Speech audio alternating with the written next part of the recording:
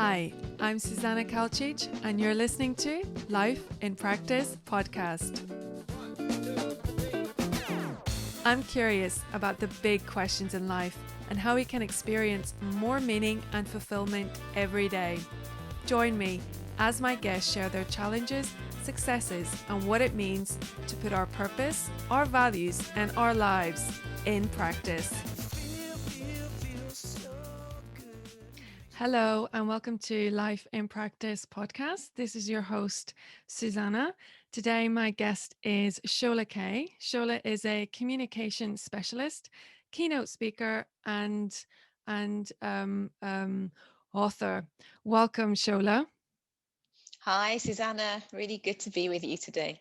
So nice to have you here. So I got to know you through Toastmasters, and you're someone that has always inspired me, and I have always uh, looked up to you. And what I really like is that you're so the way you communicate is just so confident and smooth, but then you're also so warm and relatable as well. And I think that's such a powerful combination.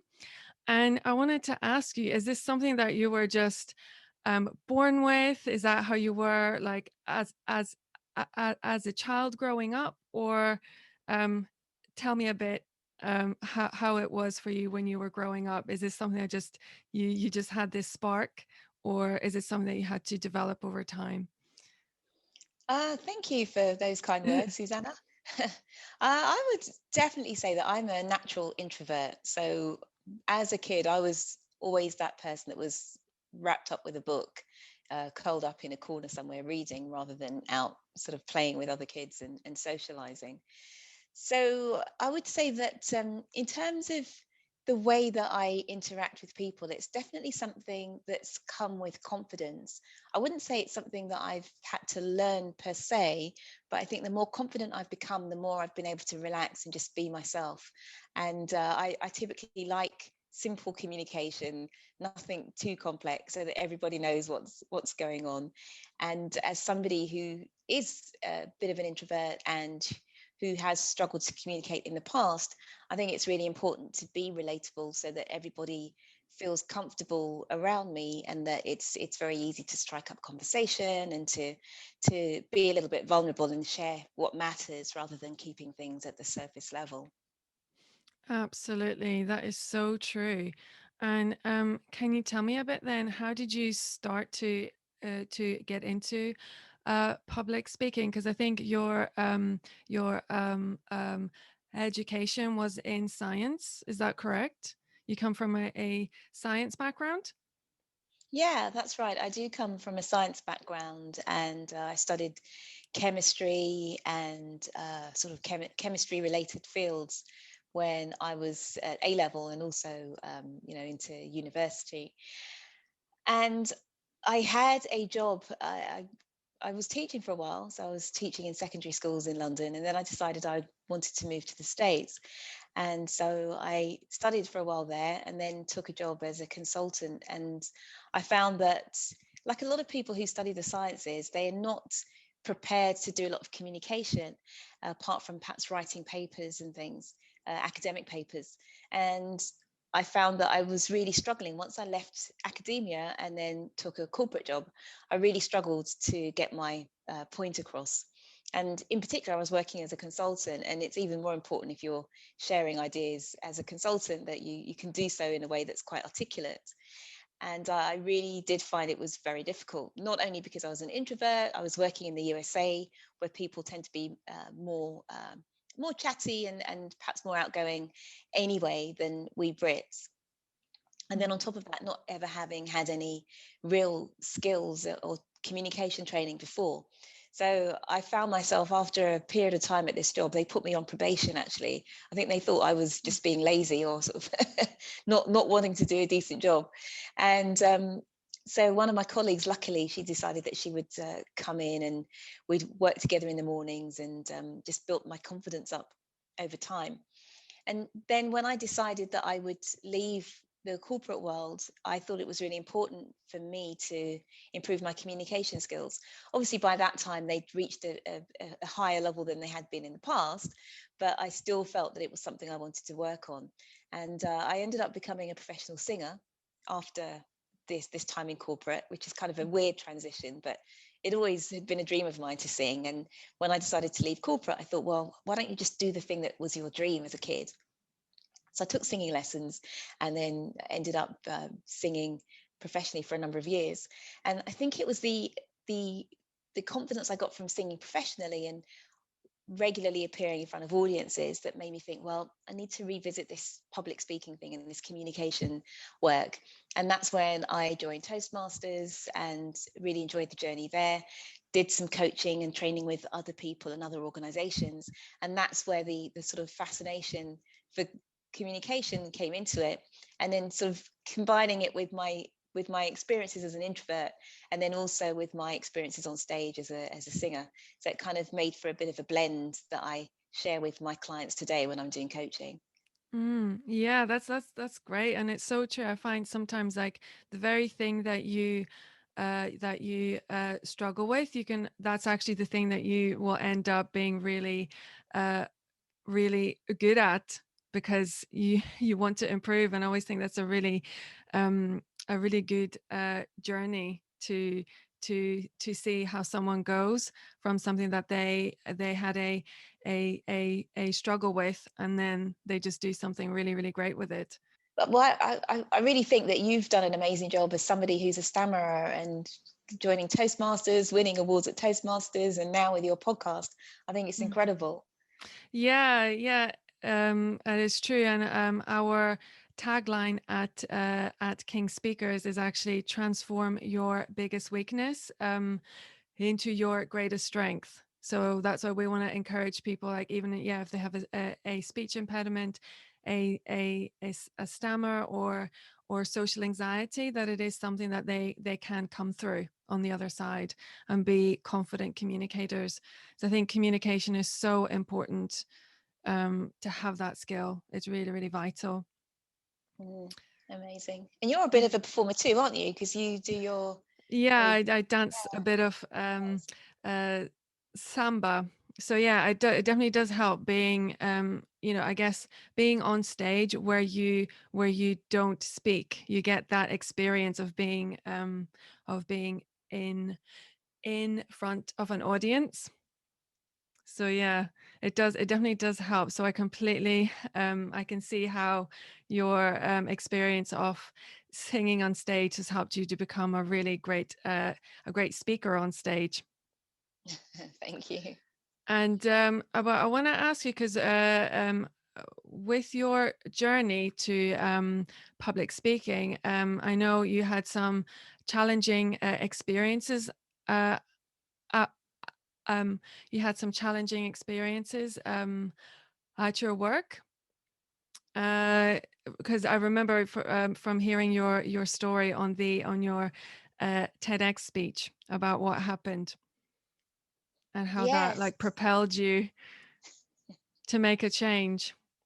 Yeah, absolutely. And it's something I like to share with people because at the time it was I found it really tough to deal with. But when you refer to challenging experiences, the first corporate job I had, I mentioned earlier that as an introvert, they kind of thought that I wasn't speaking up enough in meetings, and I'd been asked to learn to be a coder. I'd never done coding before, so a lot of things sort of seemed to converge, and I felt like I wasn't performing very well. But when my bosses, I guess, noticed, or they called me into their office, I thought they were going to say that they would find me a mentor or perhaps send me on a training course. And then they ended up putting me on probation.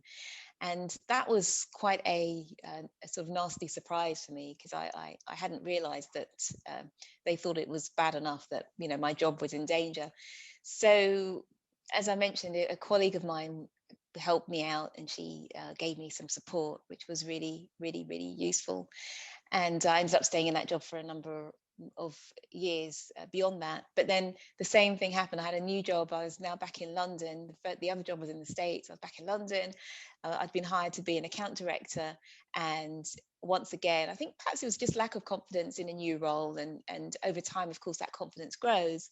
But you need to feel that you're being supported during those early days, weeks, months where you're just getting to grips with things. And I had this job as an account director. I wasn't speaking up particularly in meetings, and fair enough, I was supposed to have been leading those meetings.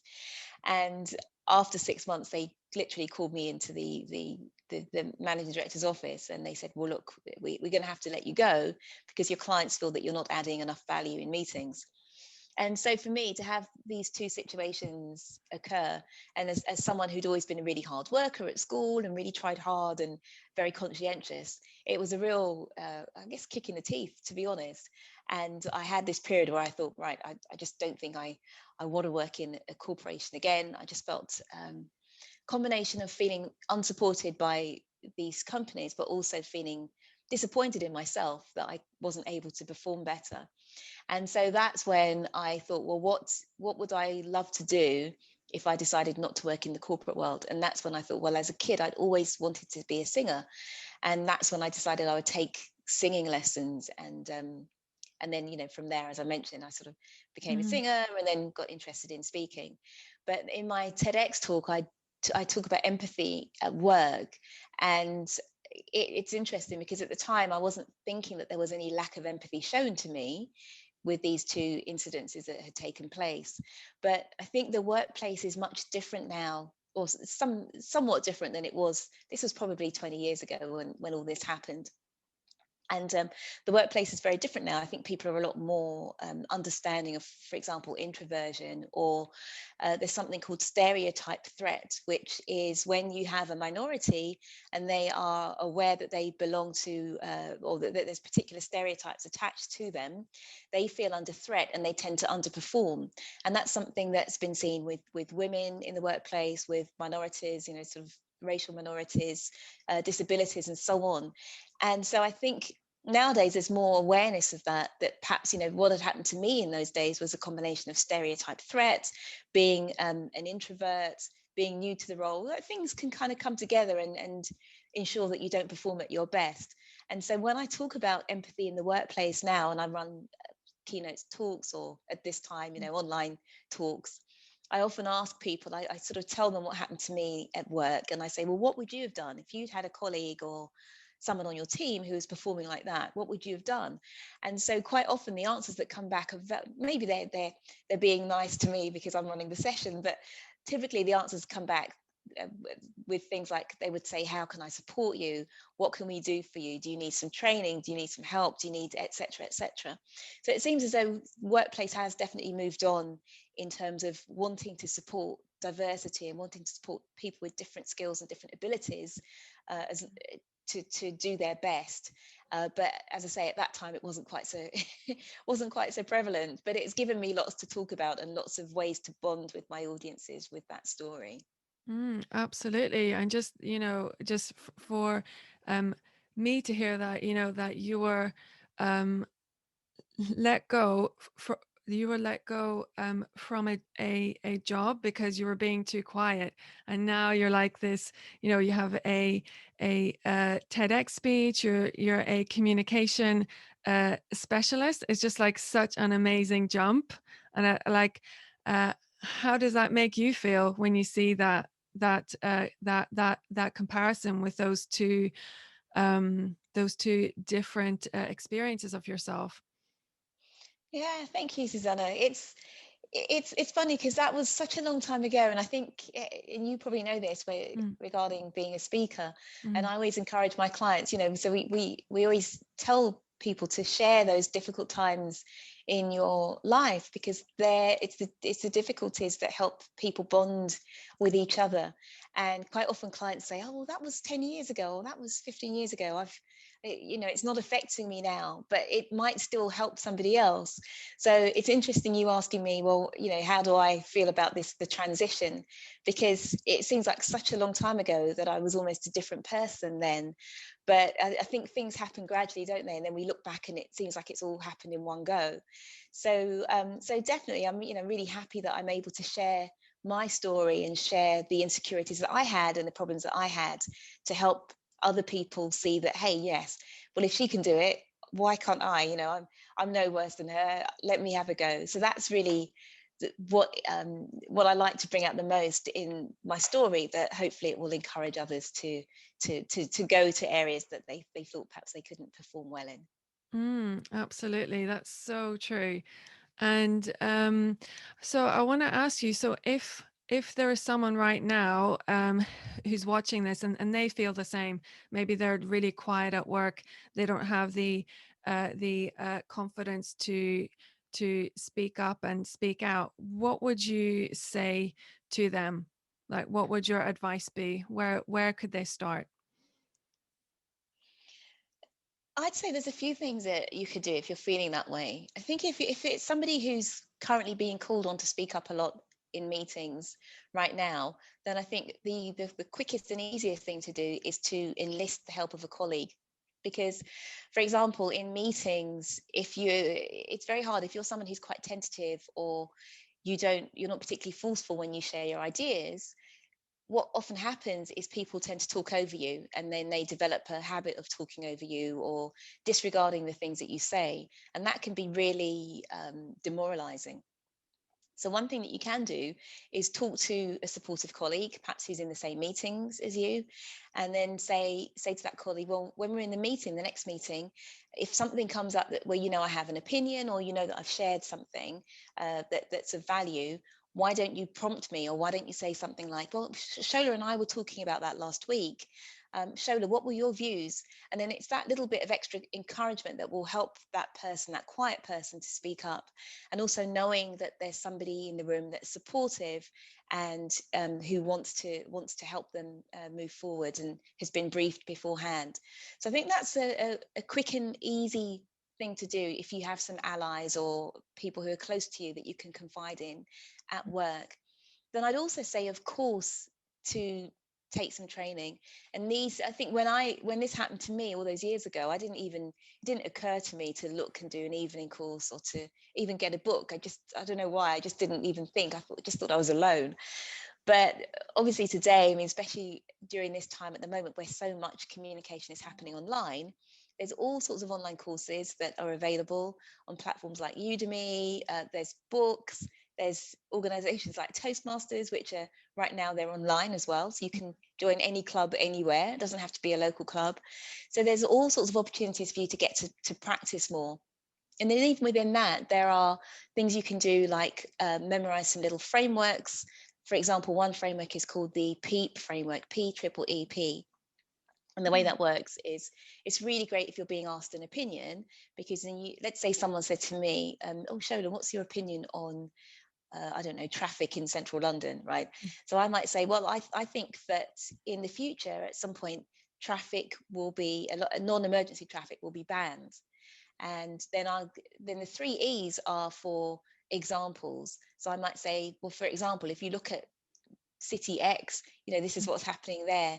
Another example is that the air pollution is so high that it's soon going to be problematic if we have too much traffic, and so on and so forth. So you'd give three examples, and then you'd wrap up with your final point, with your point again, just to kind of close out what you've said. And there are a ton of little frameworks like this. I've actually written a book. It's not been published yet, but it's called Speak Up on the Spot. But there are lots of frameworks that you can find on the internet. And I think when you have a framework, even if you're not sure exactly what you're going to say, as long as you know the steps from A to B or A to C, that can give you an amount of comfort that you're using a sort of well-trodden pathway. And then you can just sort of hang your own bits of information off the various steps. So I think frameworks can really help. And the good thing about them is you can practice them at home. So you might kind of mock up a question that you might be asked in a meeting, and then just practice how you would get your opinion across. And I think those three, obviously there's lots of other things you could do as well, but I think those three would be a really good start for somebody who's a bit afraid of or not afraid, but a bit reluctant to speak up. That's some really, really great points. Yeah, I really, really love that. And yeah, I can definitely say, like, from my experience going to Toastmasters, that's like such a huge help. Just constantly being there with a group, speaking out, and also, like, practicing prepared speeches. So obviously with that, you've got, you can write your own framework, but then also doing table topics where you get to practice the impromptu speaking style as well. I just think it's such a great environment to be in. Yeah. Um, yeah, really, really helps a lot. And now, if someone, maybe, if like maybe they've gone through that, so now they feel a lot more confident in communicating, and maybe they would like to take on speaking per, professionally. What would you say to them? Like, how was your journey, like, to becoming a professional speaker? Yeah, good question, Susanna. And I think everybody has a different journey to Hmm. becoming a professional speaker. There's no simple pathway. And you get people that sort of done a couple of speeches and say, right, where's the book of all the speaking gigs that are paid handsomely? Because I'm ready now. And there is no book. You basically have to create your own opportunities. So, in terms of becoming a paid speaker, I would say the very first thing someone needs to do is think about who they want to speak to and what they want to speak about. Because there are so many different audiences, so many different groups that you could speak to, so many different needs in terms of topics.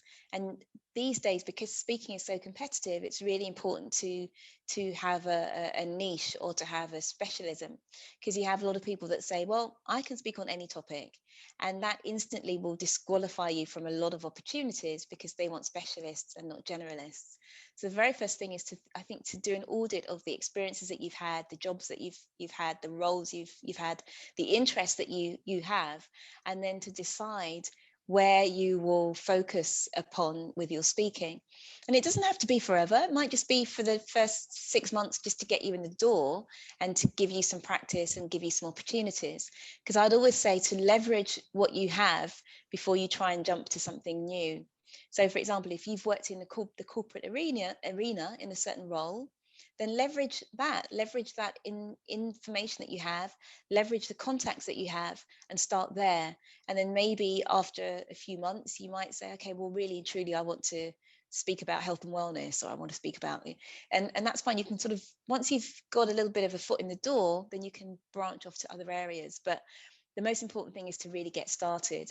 So I'd say that's the very first thing. And then just start thinking about all the people, all the contacts that you have. Where can you get to speak, and where can you get some footage from and some testimonials? Because then once you've got some footage and testimonials and some speech ideas, you can create a little website, or even if it's just a Facebook page or a LinkedIn profile.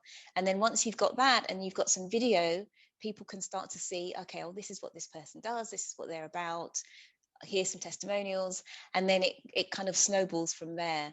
And some people, it's really quick for them, to make that transition from amateur speaker to professional, and some it takes a lot longer, and everyone has their own path. And I think as long as you're speaking on topics that you're interested in and you're inspiring and motivating other people, that's that's what a lot of speakers are in it for. So whether you're being paid or not, you're on the journey, you're on the road, and it's important to just keep going.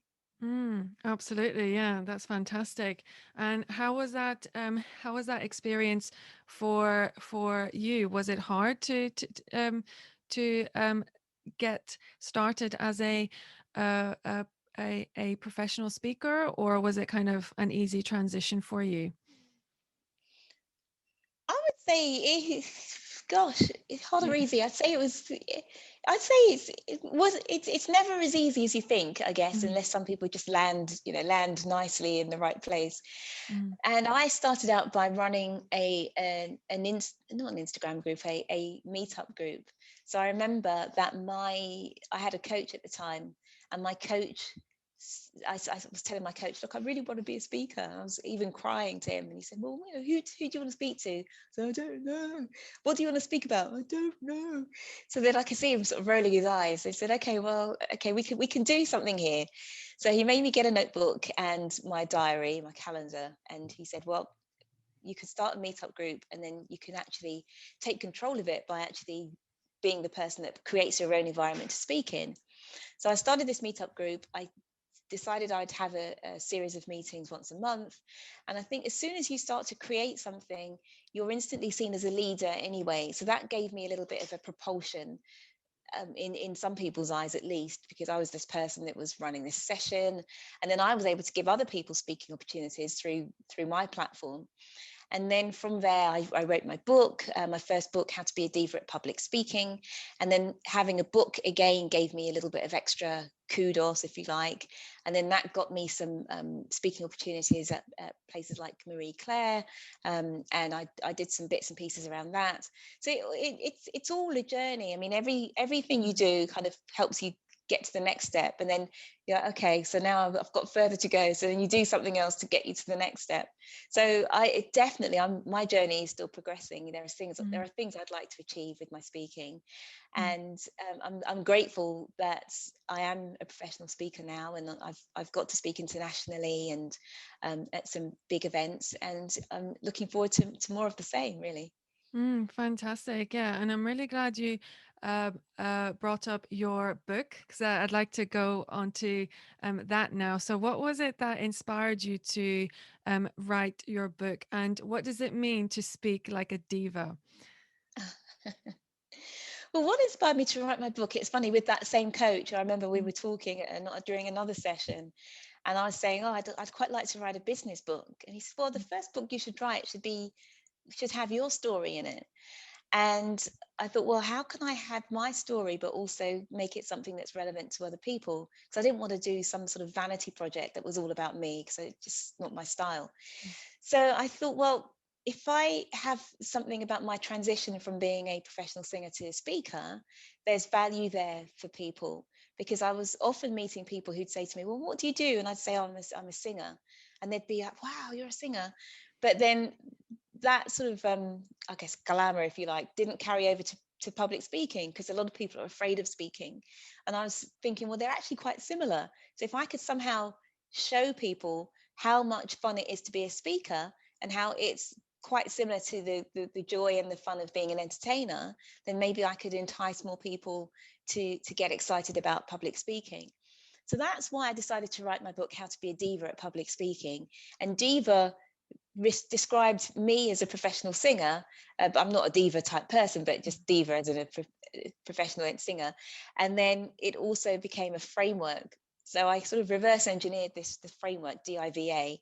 And D stands for being a dynamic speaker, so having a bit of life. And it doesn't mean to say you have to jump up and down and be crazy on stage, but there are different ways to be dynamic. So perhaps you're somebody who likes to use interesting language. Perhaps you're somebody who likes to interact with the audience. That's my preference. I do a lot of interaction. There's different ways to be dynamic. Then I is for inspiring, and I is about storytelling and inspiring your audience through stories of what's happened.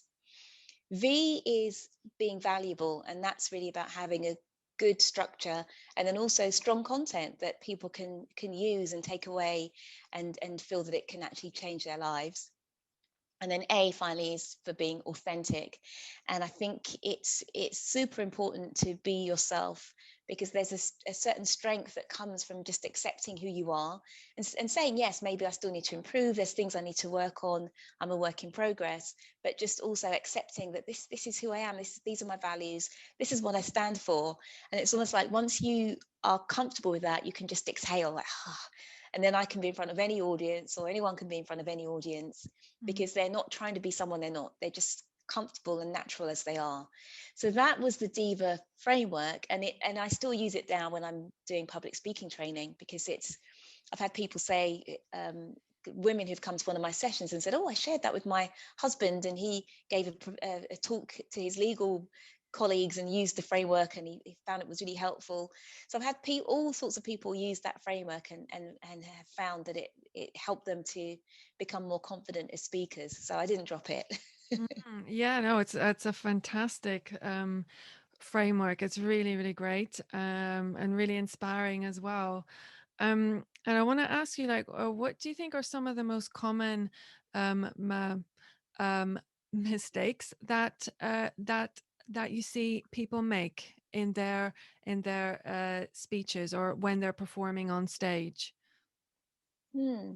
Well, in terms of speaking, I think one mistake people make is to not, and this is really more perhaps people who are sort of speaking, 5, 6 minutes, at sort of amateur level, and just sort of learning to speak, or maybe work presentations. But rehearsing enough is a big one, because people Mm. often spend ages and ages on their slides or on their deck or whatever it might be, but then they don't run through the actual presentation times. And what that tends to mean is they often get the timing wrong, or they'll have certain language that they've included in the presentation that they trip over every time, because they've written the presentation before they've spoken it. And quite often the written getting a message across in the written word is very different than getting it across in the spoken word. And you've got to remember that as a speaker, quite often our audience don't have notes to follow along with. All they've got are their ears, really, to hear what we're saying. So if we use language that is, too many syllables, long words, complicated, jargon filled, the audience can't keep up with us, because they're busy pondering what we said 1 minute ago, and we've already moved on. So it's super important to write a presentation, or to create a presentation using the sort of language that's meant to be spoken, which typically means quite simple language, so people can grasp the concept. The concept may not be simple, but if you can explain it in simple language, then people can stay with you. So I think that's perhaps one of my big, not bugbears, but just one tip that I'd have for people regarding creating presentations and speeches. Yeah, that's so true. That's brilliant. I really, really like that tip. And I want to ask you about your book as well. How was the process of uh, writing it? Did you find that challenging? Was it hard, or does that come quite easy to you? Yeah, how was writing the book? It wasn't too bad, actually. I'd got a book by, I forget the guy's name now. I can give it to you in the notes. Yeah. It's there's quite a few books out there about writing books, Hmm. and I had two or three and read those first. But what I did is I created a mind map of all the things that I potentially could put in this book, and it was this sort of big mind map, loads of different colors. I created that, and then from there I was able to break it down into chapters, and then make the chapters into sections of each chapter. And it actually, once I'd done that, it made the book writing quite straightforward, because every day it was just a case of filling out a certain part of this mind map with detail. And then, of course, there's a horrible bit at the end where you've written this kind of load of garbage, and you've got to sit for weeks and kind of make it into something that that someone would want to read. But I think what they call it the sort of messy first draft. So the first draft's the important one, because you've just got to get the stuff out there, and then it's actually often easier to edit than to create the thing in the first place. So the book, yeah, I mean, I've written a couple more since then, so it can't have been that bad. I wouldn't want to write any more, I think, because it just, you just want it to be over, sort of thing. I didn't Yeah. enjoy the writing, but but I enjoyed the result, I guess. Yeah, yeah, for sure. That's great. And I want to move on now to your uh, TEDx speech. Now, to speak on the TEDx to speak on the TEDx stage is, I'd say, probably a dream for um, most people who want to be professional speakers. So, can you tell me a bit about how that experience was for you? Like, how did you get on the stage? Like, how was it to how long do you need to prepare for a TEDx talk?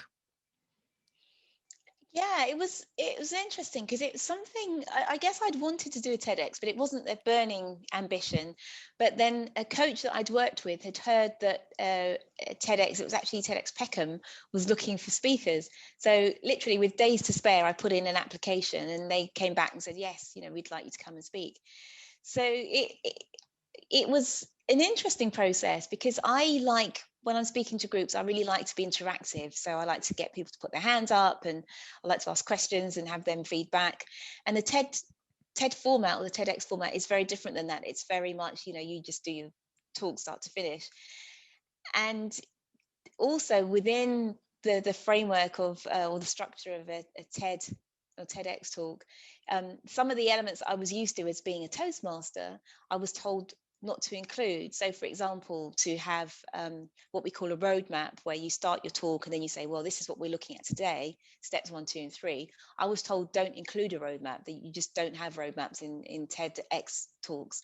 So I think the pressure of thinking, oh gosh, this is my TEDx, and then it being a little bit different than what I'd encountered before, and also different than the way I like to speak, made it not the most enjoyable process for me, because I kept changing the talk, even the morning of the talk itself, because they say to you, have it ready, good month or so beforehand, so you can just relax and memorize it and give it really well on the day. And I remember that on the day, I woke up and said, oh, I can change this bit. So I changed some paragraphs, just on the morning of the talk. So of course that led me to being very, very unstable and very insecure when I delivered it. And then what happened was you wear a headset for the. Sorry, Susanna, were you going to say No, no, I something? was just gonna say, like you No. cannot tell at all. Like you were on stage, you look so confident, like you knew exactly what you were doing. You look so great. To hear that's really, really, really surprising for me. Oh, that's funny. Yeah, I didn't feel that way. And then also I had earrings in, and they said, oh well, if you want to wear earrings, well, don't wear earrings because they will knock against the headset. And so of course I in the rehearsal they didn't knock against the headset, so I thought, oh, I can get away with it in the actual talk. So then they put the headset on differently in the talk. So all the way through, my earring was banging against the headset. And of course, it's a silent room, and you hear this. Well, I think, boom, and then so I was completely put off by this sound. Hadn't memorized my talk properly. It was horrible.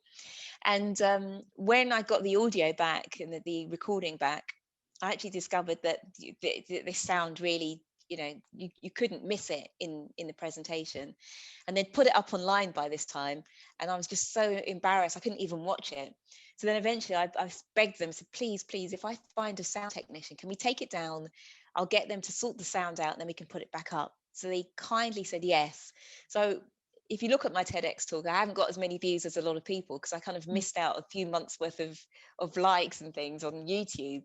But at least we finally got a version up that has got clean audio. So Mm. yeah, quite a story behind my TEDx. Yeah. Makes me feel stressed even thinking about it. I'm like, oh Wow, God. but that's it, like, honestly, you cannot tell, you look like so great on that stage, so confident, powerful, I was like, "Wow, this is amazing." Oh, So, yeah, yeah, it just goes to show you have no idea what's going on, behind the scenes. that's so So, true. That's so yeah, true. and tell me a bit about that, how did you choose your, topic, and why was it important to you? Well, the theme of that particular TEDx event was a seat at the table. And I'd thought long and hard about what topic I would put forward. And I thought, well, a seat at the sort of corporate table was important, especially with the background that I had with my these jobs where I hadn't performed very well, and thinking about how to make it easier for people who are minorities or who don't typically get a word in, where important decisions are being made. Sort of how what's the story behind that, why does that happen?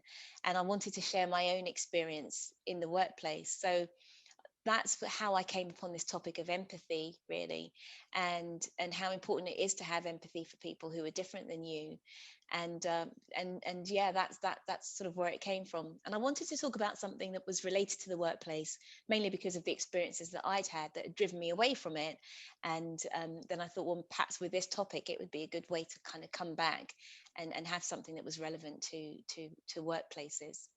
Yeah, and it's so true. And I think things that you uh, spoke about during that talk as well, like how companies actually perform so much better when you do have a supportive team.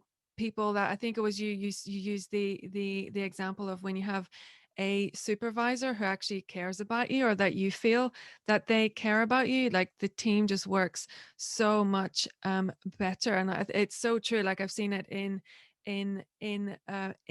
my own experiences at work, where you have someone who doesn't care, like there's no teamwork, like then people don't care about the job that they're doing, and then the whole thing just doesn't work well. And it's so true.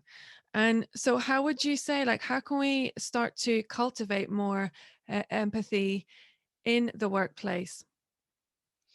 Yeah, I think the first thing is that people have to learn to be better listeners, because I think all too often people have their own agenda in a conversation, and it's about what can they get across versus listening to understand where the other person's coming from, and being a sounding board, or just making sure that you haven't listened just at a very sort of superficial level, but keeping on asking them questions or giving them opportunities to share more and more.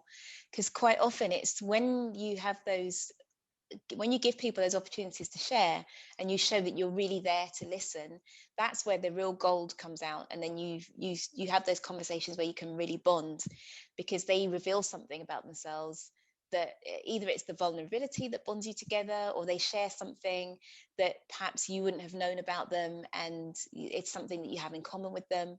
But it's a lot of empathy is about having the curiosity and the ability to listen properly to somebody, because it's really hard to put yourself in somebody's shoes or to understand how they're feeling if you haven't listened effectively. So that's when I run sessions on empathy. We typically spend a good, probably a third of the time talking about listening skills and talking about empathic listening, where you're listening not necessarily to debate or to challenge them or to argue with what they've said or to disagree, but you're just listening to understand, and you're trying to encourage them to share uh, more and more, rather than, right, oh, that's enough, now let me tell you my side of things. So that's, I think, the foundation for me of empathy. It's just this ability to listen with no agenda really, than to just want them to share and to understand. Absolutely. That's so true. And so, would you like to see more um, of that, like of people having actual training sessions on how to be a empathetic listener? Like, so people incorporate that as part of their like work training? Yeah, definitely. It's interesting because with all that's happened in the last sort of 6 months with Black Lives Matter and what Hmm. we've been seeing in the States and around, there's been a much bigger push on diversity and inclusion in the workplace.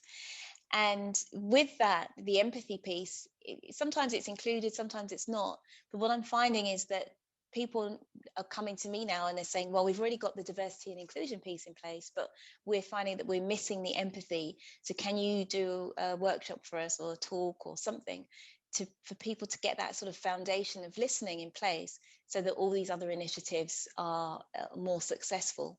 So yeah, I think I think workplaces are changing, and I think it's to some extent because they've had to. Because if we look at millennials, they want to work in empathetic workplaces, and we're moving to a situation where millennials will make up the bulk of the workplace. So to recruit and keep the people from that particular group, I think employers have had to be a little bit more receptive of concepts and skills like empathy and diversity, and have them be more of a foundation in the way that they run their business. Yeah, I couldn't agree more, and it's so true, because as have you said before as well, to be successful now as a company, you need to have a good, strong team that where there is trust, where there's cooperation, where there is support, where people feel heard and seen and and included. So yeah, I hope that's really the way we'll be going forward with things when it comes to work, and not just work, life in general as well, Yeah. everywhere. Um, so yeah, I want to ask you. It's the time is almost coming to an end now. What are your future plans now? What kind of projects are you working on currently, or like for the near future? Thanks for asking. Well, there's a few things I'm working on right now. One is a second book is coming out soon, which I Mm. conveniently have here at my right hand. I'll Brilliant. show. So this book's coming out. I'm not sure when this will go live. Your recording, Mhm, Susanna, but this book will be released on the 10th of November, mhm. and it's one I'm quite excited about. My first book I self-published, but then I was approached by a publisher in the States to write this second book. Amazing. And thank you. And it's on communication. It's on more general day-to-day communication. So it's very much scenario based. So there's scenarios for sort of having deep conversation, scenarios for kind of chit chat and small talk, and then scenarios for written conversation and other ones as well. So I've got that book coming out quite soon. And Mhm, then with COVID and everything being online, I've been able to do a lot more international work. So I've probably got more American clients now than I have in the UK. So I really mm, want to extend that and keep growing that while we're all working remote. Well, while many of us are working remotely. So mhm. those are the two big areas that I'm sort of looking at over the next sort of 3 to 6 months, really. Book promotion, and then keep expanding my business as a empathy speaker. Fantastic. Yeah, and congratulations on your new book. I'm looking forward to reading it. I'm sure it's going to be fantastic. Thank you. And just to round up, then, I there's like two questions that I ask each person, and the first one is, what are the key practices that have helped you to overcome challenges and attain success? Like, what are the things that you've had to keep doing consistently? Mm. I'd like to say meditation, but Mhm, I try it and I'll have a burst of doing it for a while, and then I'll stop and start again, start again. My mind's always racing, so I'd love to kind of get that more chilled. But for me, one of them I think is always learning, always wanting to learn something new, whether it's an online course, whether it's taking a class somewhere, whether it's reading a book. And I think this idea that you're a perpetual student is quite humbling, because there's always something new to learn. And I think yeah, it just inspires me. If I feel I haven't learned something new in a few weeks, or even a week or so, or haven't had time out to do some learning, I feel like there's something missing in me, and that I get this sort of itch or this urge. So I think just we're so lucky to have so much information and books and access to so much. So for me, it's that I would say that just keeps me humble, keeps me sane, and keeps me growing. it's so true. Yeah, I really, really love that. Like, yeah, we need to keep having new experiences, learning new things. Keeps our brains working as well, our minds expanding. So that's absolutely fantastic. And the last question: what do you value most, and how do you put it into practice? Hmm, interesting. What do I value most? I would say that I value, it kind of ties back in with what I was just saying, really. So the Mm, opportunity to learn and grow, I think, and to be a different person than I was a month ago, or sort of 6 months ago, or before then. And I think with that, it comes health. because I think if you don't have your health, life can be very, very different. And we're seeing that now. Sadly, with COVID, and then people who've feel they've recovered, but they're just finding that they've got these lingering complaints, and that things aren't the way they were before they contracted the disease. So I think it, it's a time to be really grateful for having our health, and seeing that as a springboard for success in other areas of life. But it's very hard if you don't have that to feel free to accomplish other goals. For sure. And how do you practice good health?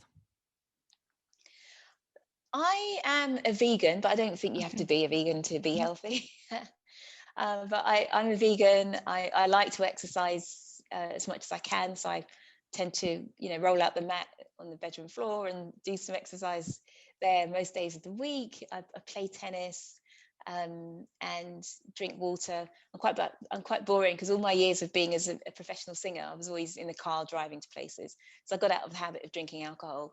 So I very rarely drink alcohol. So I'm kind of, yeah, I'm a bit boring in the way that I live, I guess, but No. it works for me. Yeah, it's not. It's like I also don't drink as well, so it's not boring at all, I don't think.